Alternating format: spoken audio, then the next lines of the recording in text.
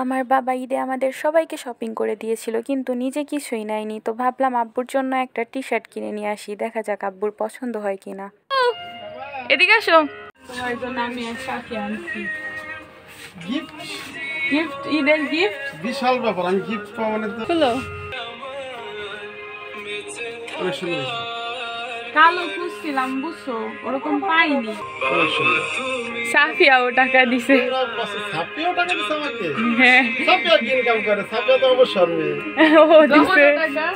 যাক, তাও টাকা রাইখে জমাই জমা আমার থেকে নিয়ে আমাকে একটা দিয়ে দিয়েছে। তোমার থেকে নেই না, এটা আমি স্কুলের বেতনের টাকা। স্কুলের টাকা? তাহলে তো আরো ভালো, এই টাকা তোমার টাকা না, অনেক কষ্টের টাকা, তাই না? হ্যাঁ, তো আমার বৈধ হয়ে গেছে, আমার কষ্টের এটা পয়রা দেখো। করবো? হ্যাঁ, আমি শুনিস হিরো, হিরোর মতো লাগতেছে না সাফিয়া? সুন্দর চয়েস। আমি এরকম একটা আব্বু ফর্সা, এই কারণে কাঠালি কালার ফুটে উঠছে একেবারে। এই কালারটা অনেক সময় খুঁজি পাই না, তুই পাইলা কেন? অনেক সুন্দর হয়েছে বাবা। তাহলে এখন কি করবো গেঞ্জিটা? আমি কি পরবো নাকি তোমার মায়া কিনে না দেবো?